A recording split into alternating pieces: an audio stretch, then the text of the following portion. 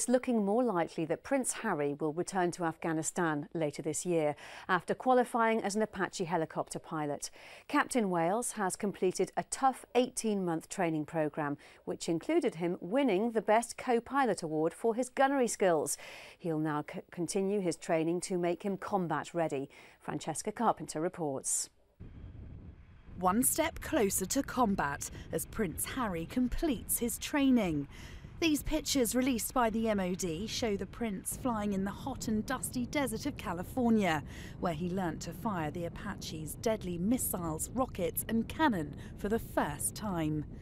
Now back in the UK, Captain Wales has been presented with an award as the best gunner out of 20 fellow pilots.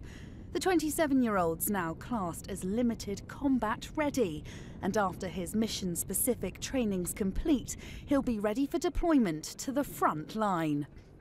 He'll be joining a unit with the highest kill rate in Afghanistan.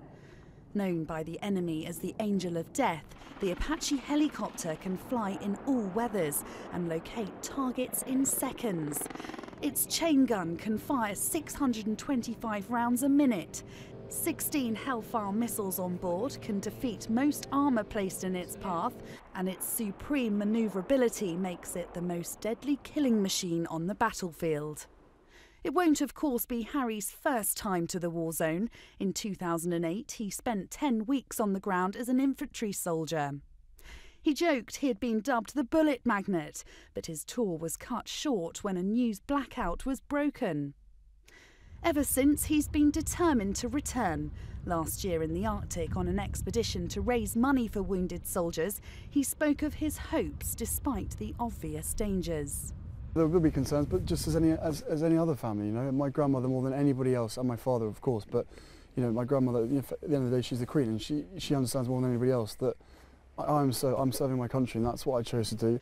With his brother William serving as an RAF search and rescue pilot in the Falklands, it'll be the first time two members of the royal family are on operational service since the modern armed forces were formed.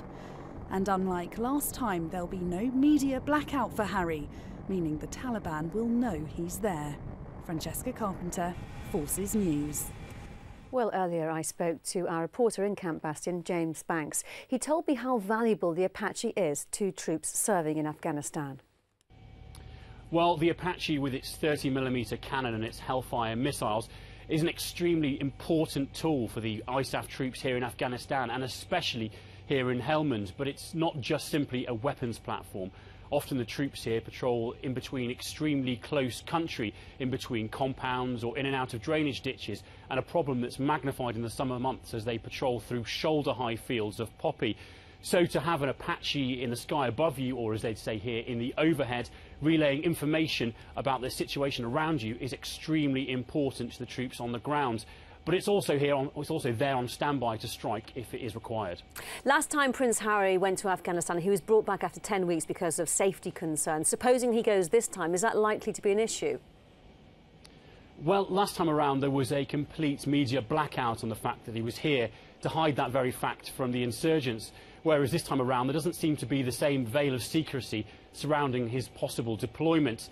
But last time he was deployed forward in the operating bases, whereas this time around, in between missions, he'll be housed here in Camp Bastion.